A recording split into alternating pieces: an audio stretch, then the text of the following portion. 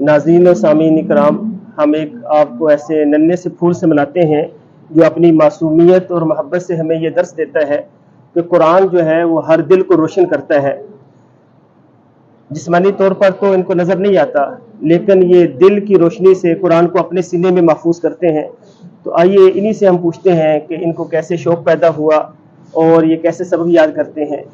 تو ابو ذر صاحب، آپ بتائیں ناظرین کو کہ آپ کو قرآن حفظ یاد کرنے کا کیسے شوق پیدا ہوا؟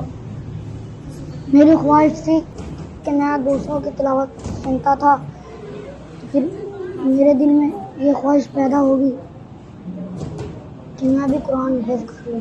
ماشاءاللہ، بہت اچھا۔ آپ ناظرین و سامعین کو بتائیں، جب آپ قرآن پڑھتے ہیں، دہراتے ہیں، تو آپ کے دل میں کیا محسوس ہوتا ہے؟ میرے دل میں روشنی پیدا ہوتی ہے۔ اچھا، ماشاءاللہ۔ میں آپ سے درخواست کروں گا کہ آپ ناظرین و سامعین کو قرآن مجید کی تھوڑی سی تلاوت سنائیں۔ جی شروع کریں جی، ماشاءاللہ۔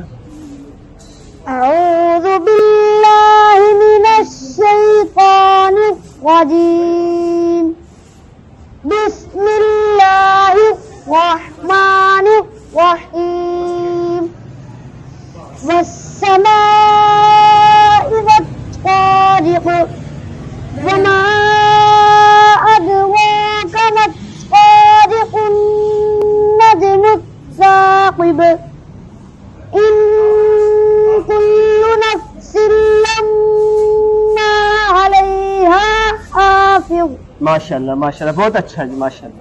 آپ سامعین اور ناظرین حضرات نے حافظ ابو ذر صاحب کی گفتگو کو سنا۔ انہوں نے یہ پیغام دیا ہے کہ ہر بچہ محنت کرے تو کامیابی اس کے قدم چومے گی۔ تو اس لیے جتنے بچے ہیں وہ محنت سے، شوق سے آگے بڑھے، چاہے کتنا بھی کمزور ہے، چاہے وہ نبینا ہے، معذور ہے، تو جب وہ محنت کرتا ہے تو منزل اس کے قدم چومتی ہے۔ تو میرا سارے بچوں سے یہ خصوصی یہ پیغام ہے، میسج ہے کہ آپ محنت کریں۔ السلام علیکم۔